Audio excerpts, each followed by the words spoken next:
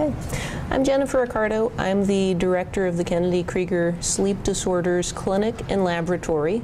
We are based downtown on Broadway, but see a lot of kids who come from CARD. I get to talk about sleep problems in kids with autism spectrum disorders today, which is a subject I deal with quite a bit in my clinic. I do want to inform you that the purpose of this information is really meant to educate you about sleep. It's not meant to replace any necessary medical evaluation, diagnosis, or treatment by your child's or your personal physician or other healthcare provider. But sleep. I used to spend much more time talking about what sleep is to families, but I found that people got frustrated and said, we know, what do we do? So I will try to keep this part short. Sleep is not the off switch to your brain. We think that there's quite a lot going on with children and with adults when they sleep, and that it's fairly important. Sleep affects behavior. Behavior tends to stop. It affects body functions. There's decreased awareness of and reactions to the outside world. We hope that sleep is reversible. If you have someone who's not aware of the outside world, not responding, and you cannot wake them up, we have some other problem.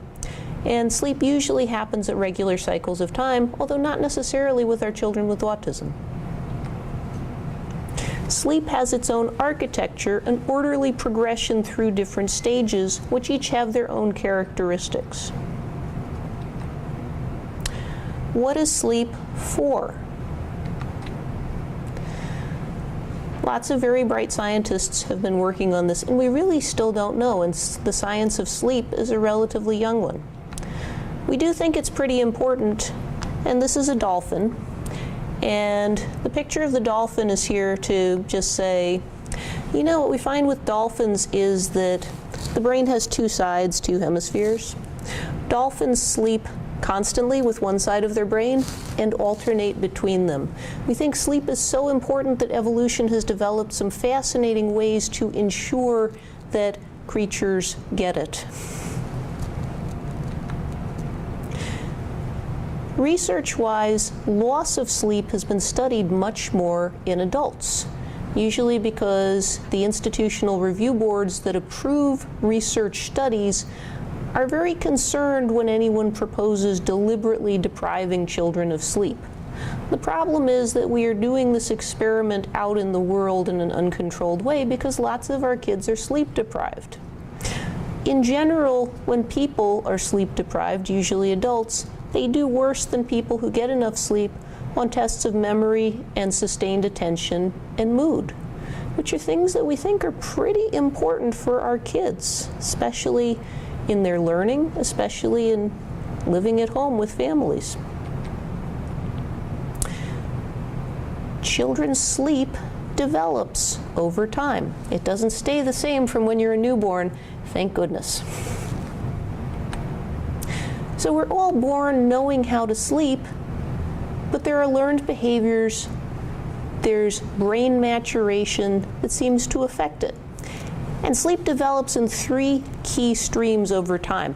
Duration, the amount that you sleep, continuity, kind of how solidly you sleep without waking up, and day and night cycles. From newborn to grade school, newborns sleep a lot. They sleep for a little at a time, and then they wake up, and they sleep a little more, and they wake up. And they sleep as much during the day as at night. Once you get to grade school, usually you have kids who are sleeping somewhat less. They have consolidated their sleep mostly into the night. And if they're well rested, they shouldn't be sleepy during the day. We've got some information about average sleep needs for different ages, but everything that's been published at this point is the product of experience with kids who are typically developing. If you ask me what is the average sleep need for a child with autism, for children with autism, I have to be honest and say nobody knows. People have questioned whether it's the same, whether it may be shorter. There's not a lot of information out there.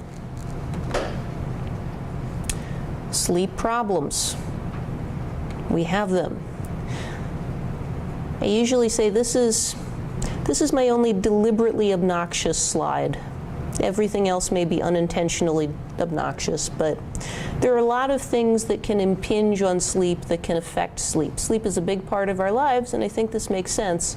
But some of the things that can affect sleep, for better or for worse, are how your upper airway is structured, whether or not you're obese, whether or not you're congested, whether or not you're caffeinated, whether or not you're itchy, whether your tone is very low or high, whether you have a bedtime routine and what the heck that is like, whether you live in a scary neighborhood and maybe there are noises at night, maybe there are things that make you feel unsafe, whether you're getting enough exercise and when you get it, whether you have a lot of therapies and what they're doing, whether you have attention problems, what your family schedule is, whether you're taking medications which may be sedating or alerting, whether you're exposed to tobacco, whether you have big tonsils or big adenoids, whether you have stereotypies or obsessions that are keeping you up. Are we getting overwhelmed yet? Your bedroom environment, pain, sensory issues, family dysfunction, oppositional behavior, anxiety, asthma, genetics, all of these things can feed back onto your sleep. It's kind of a wonder anybody gets any sleep at all. There's a book in my field in sleep medicine called the International Classification of Sleep Disorders, and we're on the 3rd edition.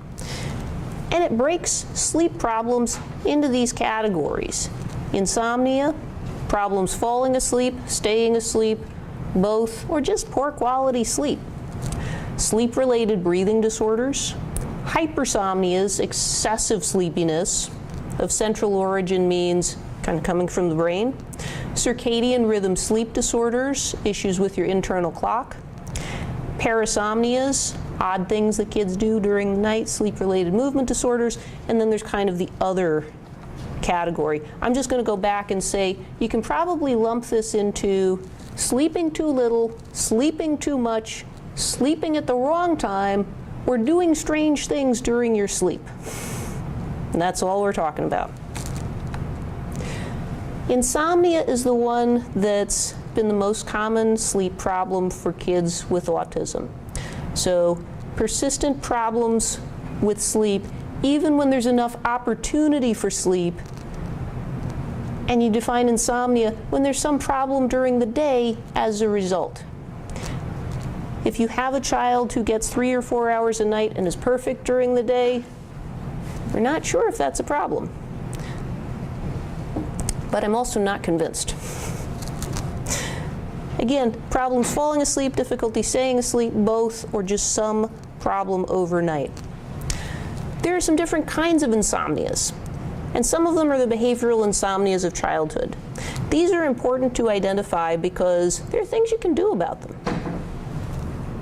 Sleep onset association disorder is one that I see incredibly commonly, and I saw that this morning before I got here in a 6.5-year-old in my sleep clinic. As an example, this is a child who was falling asleep pretty quickly, but with a parent present. He used to need to hold his mother falling asleep. He's gotten to the point where she can be sitting in the chair next to him, but she's got to be there. If she leaves before he falls asleep, he leaves too. The challenge here is not so much, it's not so bad to stick around in the room while your child falls asleep. Usually most of us are relatively awake. The challenge is that the parent becomes required not only to fall asleep, but to fall back to sleep. And the issue is that everybody wakes multiple times during the night. If you're a pretty typical sleeper and I put you in the laboratory and monitor you, you're going to wake up not just multiple times a night, but multiple times an hour for very short times, and you're going to roll over and put yourself back to sleep. So not being able to self-soothe kind of brings these wakings to attention. And if you wake up long enough to say something's different, wait, where's mommy? That's when I've had parents describe their child as a mommy or daddy seeking missile overnight, where they just, they know what they need, and that's what they do. So this is a situation where someone may say, my child's waking up overnight and that's where the problem is, but The area of challenge may really be how that child is falling asleep in the first place and what they're used to. Apparently, I've jumped right into, there are other ways to have insomnia. That's one that I like to highlight because it's common and it's treatable, and I'm jumping right to breathing problems during sleep. I think most people have probably heard of obstructive sleep apnea. And if I think about the stereotype for obstructive sleep apnea, you've got a 50-year-old guy who drives a truck, and he's built like a truck driver, and he's heavy-set, and he's got a thick neck, and he snores very loudly. I think I probably have one of these in my family, so I hope I'm not offending anybody. But obstructive sleep apnea is usually associated with snoring. There are repeated and reversible blockages in airflow throughout sleep. People who snore, snore, snore, and overcome it and breathe through. Come on in. Okay. You're okay. These are reversible. People overcome them. Very few people stop breathing completely and don't restart. But the struggle over the night takes a toll. You might drop your oxygen. You might retain some carbon dioxide, which can make you kind of cranky. You might break up your sleep because you have to keep waking up a little bit to get the breathing restarted. This is important to think about and look for because it's treatable. If I were going to go back for a moment, because I cannot remember if I give this information later, 1 to 2% of children are believed to have obstructive sleep apnea. We actually do not know if that percentage is different or higher, specifically in kids with autism. It's probably not lower. I've wondered if it may be higher because a lot of our kids at this point are on medications that are associated with weight gain, and that can be a risk as well. I like simple diagrams, and this is about as simple as things get with obstructive sleep apnea. You see, I do have an arrow. When you're able to breathe well overnight, you have an open airway, you have the flow of air unimpeded through your airway. For obstructive sleep apnea, on and off, you're going to be blocking that airway either completely or partly, then overcoming the blockage. There are differences between kids and adults in terms of obstructive sleep apnea. Children, everybody snores, but in children, only some of the kids who snore also have obstruction that we think is significant. In adults, if you snore, you're kind of likely to have obstructive sleep apnea. And I do encourage parents and grandparents of children with autism and other disabilities to get that looked at, because the health repercussions for adults are significant, and you need to be around healthy for a long time to be with your family. Children who have obstructive sleep apnea are not necessarily tired like adults, but maybe more wired. And I think we all know a few kids who are kind of wired. Adults, again, you can have high blood pressure, you can have higher risk of stroke and of heart attack if you have a moderate to severe condition. In children, we don't see the cardiovascular complications as much, but we do see attention problems and behavior problems.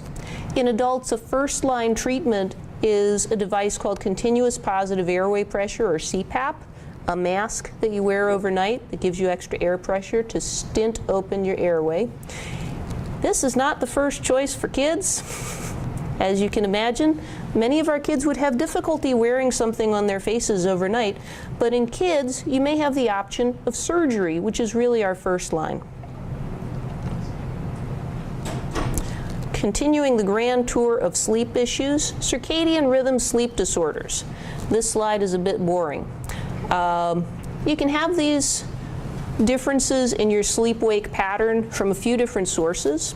Your internal clock can be set somewhat differently, but you can also have a mismatch between your rhythm and the outside world.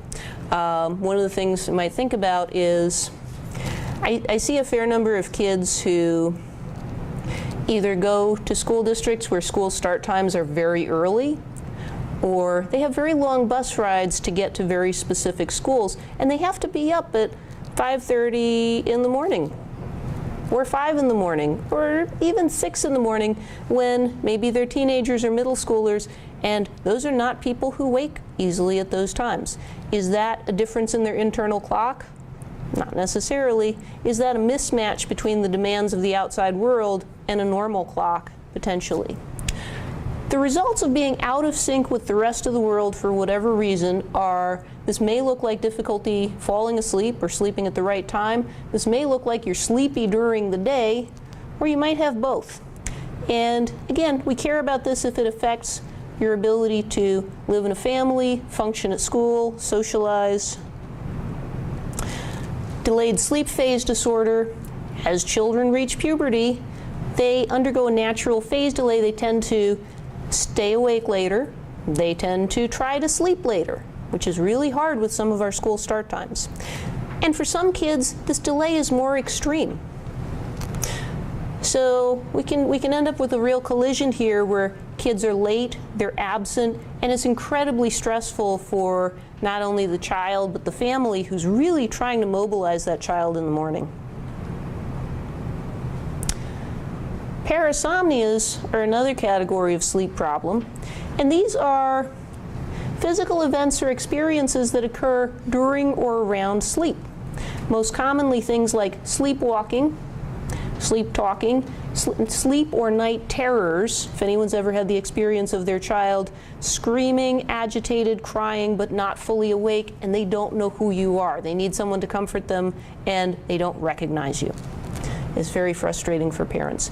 Also, confusional arousals. It could be as simple as the child who is asleep, sits up, is kind of disoriented, and falls back to sleep.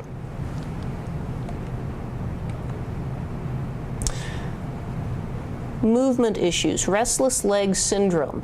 This is a very hypothetical part of the talk.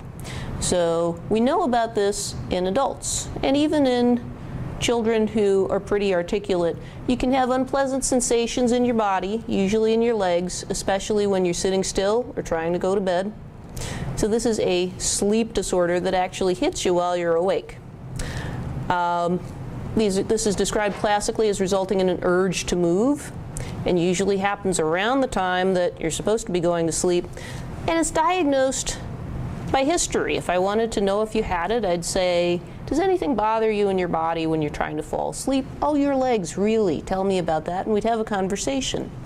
It's hard when you have children who have communication problems to begin with, but it's something that can cross my mind if I see a child who is very restless and antsy before they're falling asleep and is having a hard time falling asleep, or if I hear about a child who really is flipping and flopping and moving so much and kicking during the night.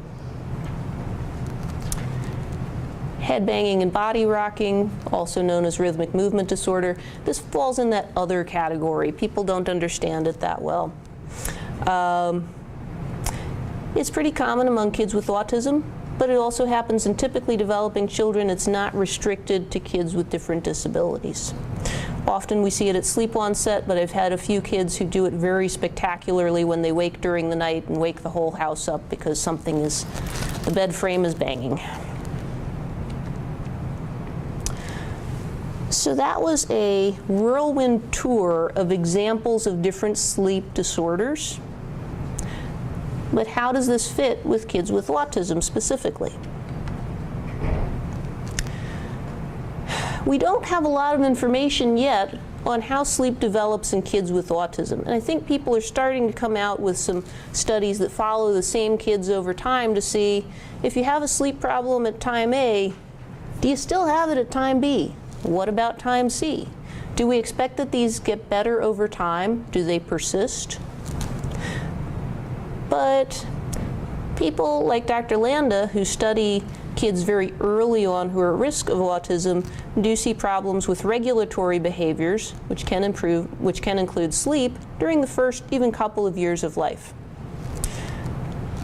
There's some literature that suggests that sleep disturbances do get better with age. The one paper I read suggested that maybe parents just start to see this as normal after a while. That we don't recognize how big a problem it is because we've been living with it for so long and it hasn't improved.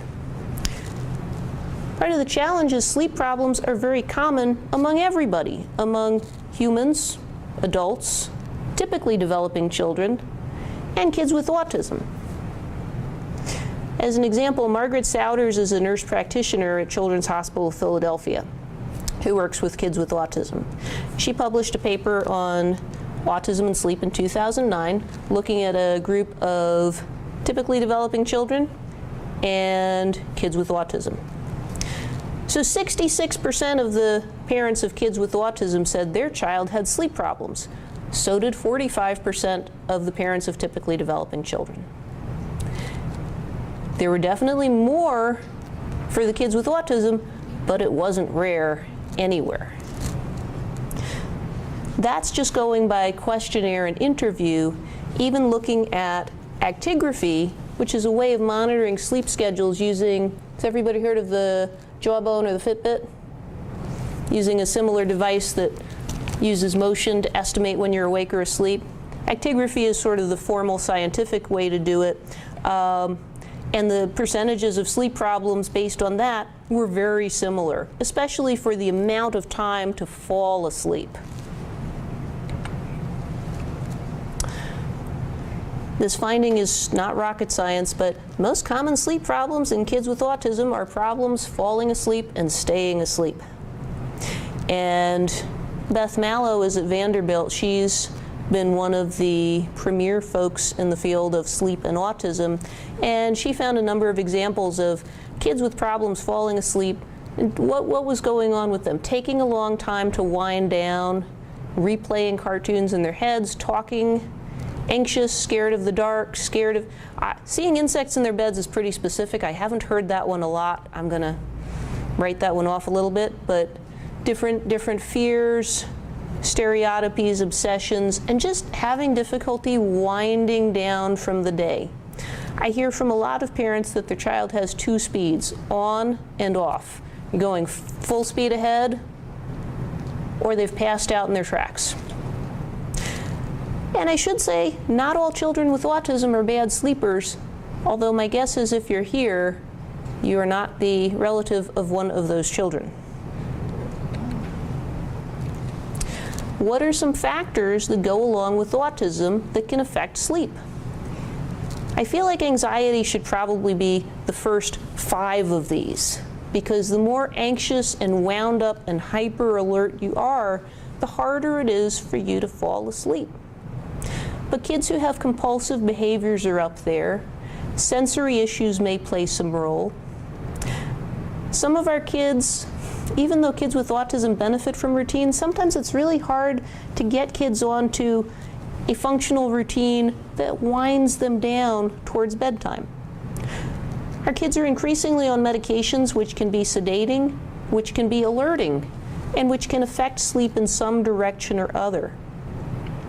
Kids with autism don't always pay good attention to social cues, such as the rest of the household is winding down. It's really time. And coming back to that difficulty with self-regulation.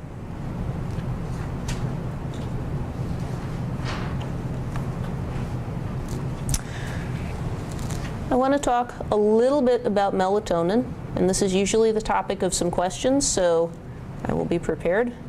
Melatonin's been nicknamed the dark hormone, and although you see it over the counter at the drugstore, it's a hormone that your body naturally produces. There is some evidence both in favor of abnormal and normal melatonin secretion in children with autism. It's been the topic of a lot of interest, and the question is, do kids with autism just kind of do this differently? Is that one of the reasons that they have difficulty with sleep? I think it's a story that's still emerging, and Olivia Veach, who's also at Vanderbilt with Dr. Mallow, has worked on some research with differences in genes that affect the melatonin pathway. And there's some association there with problems with sleep onset. But people have wondered, do problems with that internal clock, that circadian rhythm, contribute to kids having very late bedtimes, being sleepy in the morning, sleeping at the wrong time?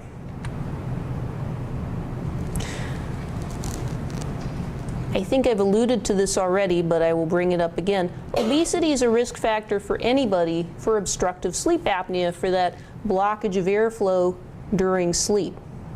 And a lot of kids with autism are tried on atypical antipsychotics like Risperdal, which sometimes result in quite a bit of weight gain.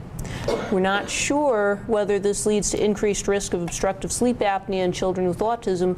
I would not be surprised if it did.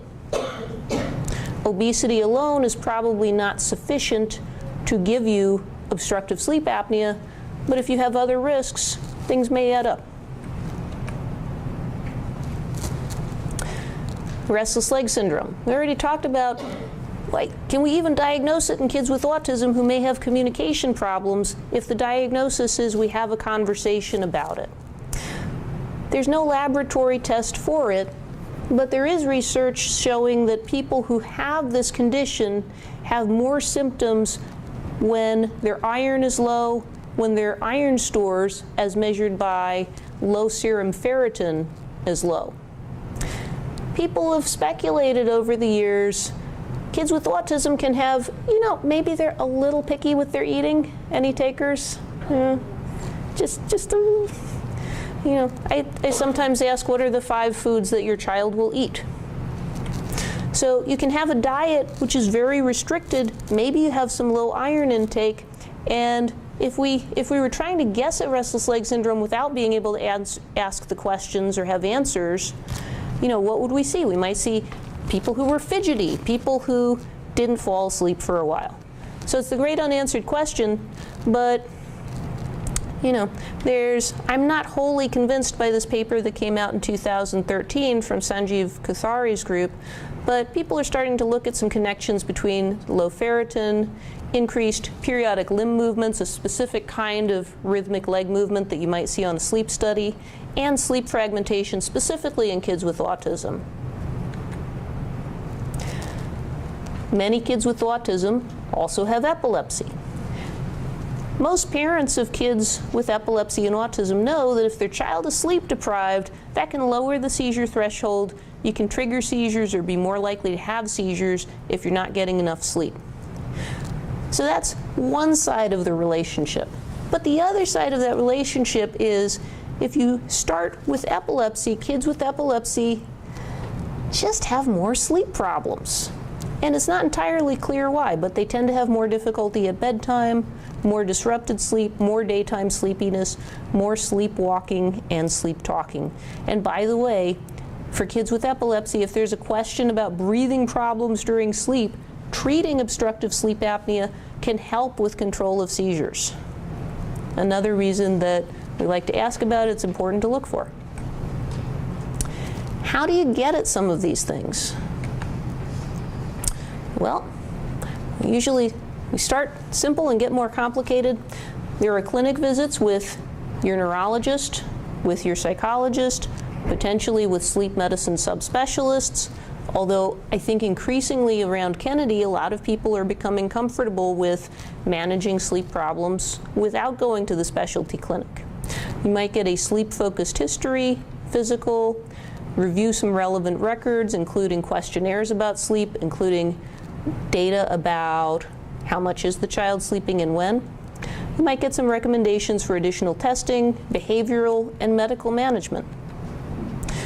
The typical sleep questionnaire is the Children's Sleep Habits Questionnaire, and you can see some of the beginning questions here. Goes to bed at the same time at night. Usually, sometimes, rarely, is this a problem? If anyone participated in Autism Treatment Network intakes, I think everyone was getting that for a while. I don't know that anyone's getting it currently. But just a whole spectrum of questions that are meant to screen for different kinds of sleep problems. This first cluster is really about how kids fall asleep, but they've also got clusters of questions on sleep disordered breathing, night wakings, parasomnias, daytime sleepiness. This is an example of a sleep log that somebody kept. I have to apologize because it didn't translate well to a slide, but in my clinic we often give people this log before they come in and ask them to keep some data. And we start with morning, and this goes up to 2 p.m., 3 p.m., 4 p.m. And we've got these blocks, and the idea is fill in the block when your child is sleeping and leave it open when they're awake. The downward arrow is, here's somebody who went to bed at 10:30, they fell asleep at 11 and slept on through, and they woke up at, let's say this is 6:30. So that was the sample, but you see, this is an actual one that someone filled out. This was a young child, and this was a young child whose parent was trying to sleep when the child slept and wake when the child woke in order to keep up with and supervise the child. And I'll say, you can imagine that wasn't going very well. Sometimes this gives a very concise picture of what the problem is, and this was a huge problem. This child is doing a lot better right now, by the way. I'm happy about that. One of the things we often talk about in the world of sleep is overnight sleep studies, otherwise known as polysomnography. I don't know how well you can see this picture. It's a little bit, can everyone see this okay? You see that the child has his head wrapped, there's something up his nose a bit, there's 47 things on his body, there's a few things on his legs, and he's got a little pulse ox over here. You also notice that he's smiling. Why is he smiling? It's true it doesn't hurt. He's actually smiling because we've bribed him with a Nerf gun to sit for a lot of pictures. Many of our kids are not smiling at the end of this process because even though it doesn't hurt, this is just a lot of stuff. And you're going to be asked not to rip it off. Some of our kids do great with this, and some do not. I'll come back to this and say, sleep studies give us a lot of information in a lot of detail about one night of sleep. This is usually good for looking at whether there are problems with breathing, which, again, are something that's treatable, are something that can be very helpful to find and treat, but are not the whole spectrum of sleep problems. So, depending on what kind of sleep problem a child has, this may or may not be something that we want to push forward with. And thinking about, we've got a lot of sleep challenges, a lot of potential sleep disorders. What do we do about these? Especially, what do we do with insomnia? Because that's public enemy number one here. Behavioral and environmental modifications, having a bedtime routine, controlling exposure to light before bed. The most powerful signal to your brain to be awake is light to your eyes. There's really a superhighway from there to your brain that can wake you up. And anybody who's tried to sleep through that sunbeam coming in on them in the morning knows that it's difficult. I think where this becomes difficult for parents of children with autism is electronics are very efficient deliverers of light directly to the eyes. And I've talked with a lot of families where it's difficult to limit the electronics because they may be the thing that's keeping the peace. They may be the reason a child is not tearing through the house.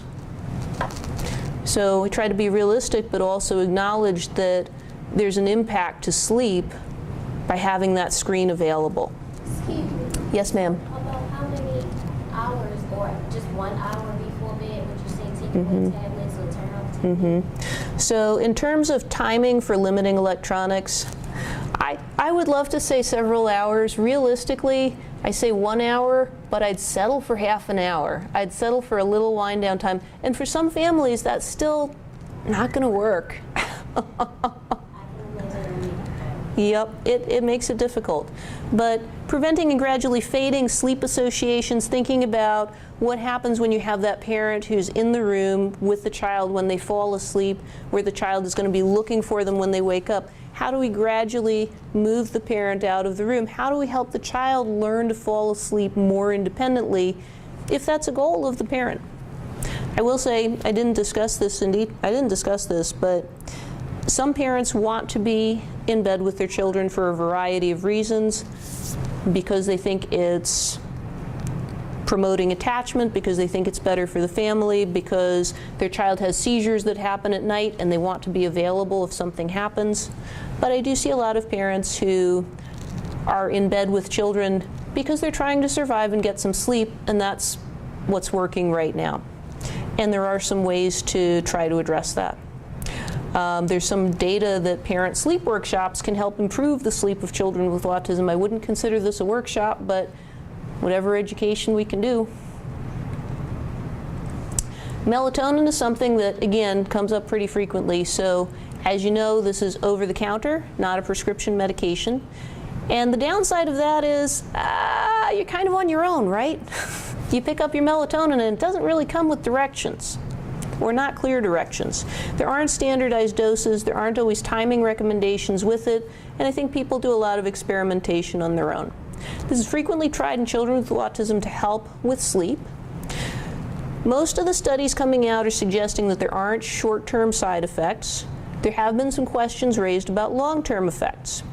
The hormonal effects that I'm mentioning here are, there have been some theoretical questions, which have not been well studied in people, about whether this may delay puberty somewhat. The jury is out. This can interact with other health conditions like diabetes and glaucoma. This can interact with blood thinners. There are often questions about melatonin and seizures. How do they interact? In the past, people have been concerned that melatonin made kids more vulnerable to seizures.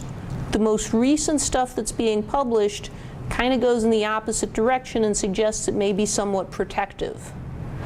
I'd say the jury is out, but typically when I talk with epilepsy doctors and say, I have one of your patients here, we're thinking about melatonin, usually the answer, you always want to check with your other doctors, but usually the answer is, oh, okay, give it a try.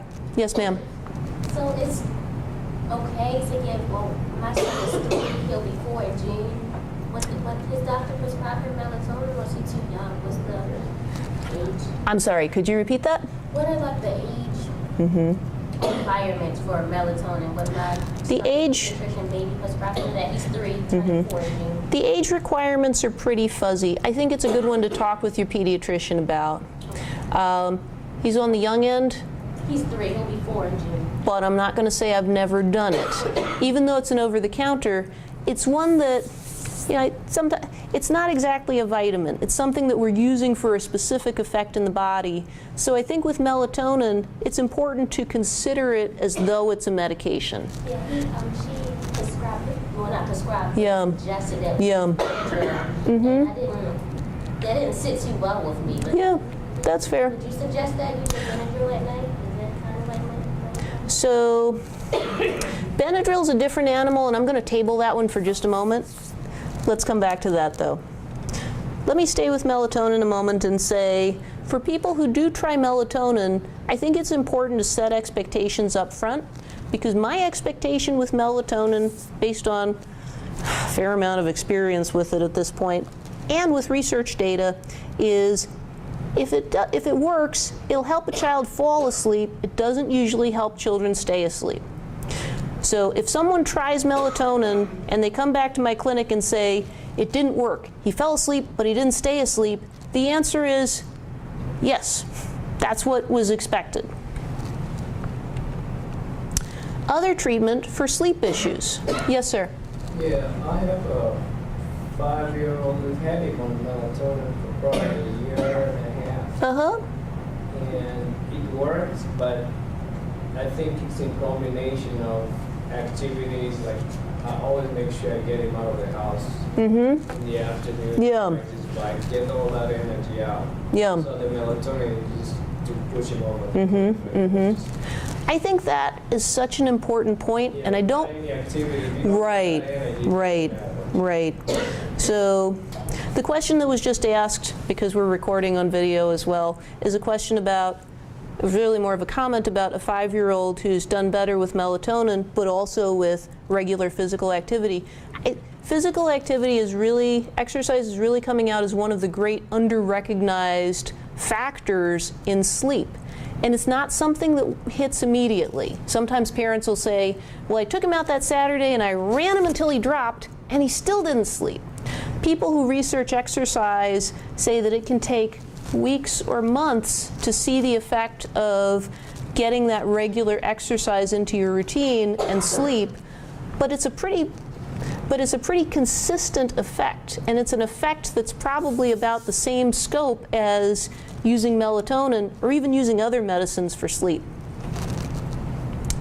One of the questions that comes up for me in seeing a child whose sleep is out of control is whether the child's behavior in general is out of control.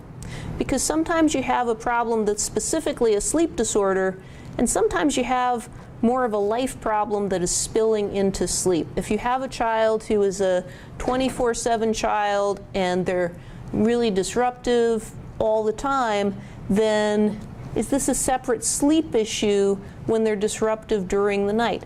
I'm not always sure. So thinking about behavioral approaches and other approaches to disruptive behaviors, thinking about addressing other things that affect sleep. Kids who reflux, kids who have basically heartburn and something coming back up can be in pain at night, and that can disrupt sleep and make them pretty crabby about it. Kids who are having seizures that are not recognized. Anxiety, again, is a really big offender in the world of sleep. And it's not something that I specifically recommend, but I've seen a few young children recently who started on medication for anxiety, didn't do anything specific for sleep, and their sleep got better. I'm not making, for anyone who wasn't here at the beginning, I don't make specific recommendations for specific children as part of this talk, but anxiety is a major force in sleep. For kids who have obstructive sleep apnea, who are actually blocking the flow of air during sleep, surgery is typically the first-line treatment, but that continuous positive airway pressure, or CPAP, is something that we have used in kids, and kids can learn to use. But it's not easy, and I'm not going to say it is. Finally, we do sometimes prescribe medications to help kids sleep, especially if sleep is not just affecting the child, but affecting the family. The sort of general good sleep promoting recommendations that everybody's heard, which are probably necessary, but not always sufficient, not always enough, are having a regular bedtime routine, finding something that helps your child to calm down and wind down. For those who can sit for them, bedtime stories are good. Having a consistent schedule for when a child goes to bed, for when they're expected to wake up, not only on weekdays, but also on weekends. Limiting caffeine. I think for the purpose of children, it's not none at least 3 to 4 hours before bedtime. It's just none. They don't need it. Electronics out of the bedroom, ideally off an hour, at least 30 minutes before bed. With the, again, with the big asterisk of, it's your house, you know what you need to do to survive. And daily exercise, as has already been commented. An optimal environment for sleep, somewhere that's quiet. Although for some kids who are very noise sensitive, who are easily startled, having some white noise, some background noise, maybe a fan that's on or a noise machine can help. Is that, I thought about getting. Some kids find it helpful, other kids don't. I usually suggest that parents try to find an inexpensive way to try it out rather than investing in the machine that gives you 47 different noises. Like we have pets and they'll walk. Sometimes pets will be making noise at night. Sometimes if you're by traffic, someone will be beeping or honking, and some kids will. So the white noise just kind of. White noise kind of buffers that a bit. Gives them a buffer zone where they're not woken up as easily. In the summer, having a fan on can be just enough background noise. Actually, in the wintertime, running the heat too. If your heat kind of gives a hum in the background, absolutely. But just a question. With the dark, I sometimes feel kind of, for lack of better words, guilty about leaving my son in the dark. He freezes, but children with autism I don't want his imagination to run away from him while he's in the dark. He just gets the whining and screaming. So with autism, is his imagination playing with him, or is it just strictly the way they're processing? I don't know that I can answer, and what we had was a larger question about, I'm sorry, because we're recording, I'm going to rephrase this. I I will take questions at the end in more detail. I apologize. I can't comment on the imagination of a specific child. What I can say is that, again, light is a really powerful factor in keeping kids and keeping all of us awake and alert. So, do you want a child to be so afraid? No, I don't have a problem with a nightlight. But I do see a fair number of kids who are, TV is another source of light. And I'll hear from families that I fall asleep with the TV, my child falls asleep with the TV, I need it on, I need the noise. If you need the noise, there are different ways to get noise that don't have a lot of light coming right at your eyes. Again, it's your house, these are your decisions, but the bright light is not to be underestimated. I talk with a fair number of families who don't just have a night light, but child is insisting on multiple lights on in the room, and it's really bright in there. It's a hard situation to get your brain to sleep. Yeah, it seems like he hates when I turn the TV off. And part of what's probably happened is if he's used to having it on, you know what happens with kids with autism. When they're in their routine, they are in their routine. Yeah. Yeah. So you want the room to be generally cool, comfortable, and I keep harping on electronics. This is the end of the formal talk. Thank you for your attention, and now I get to open it up for more questions.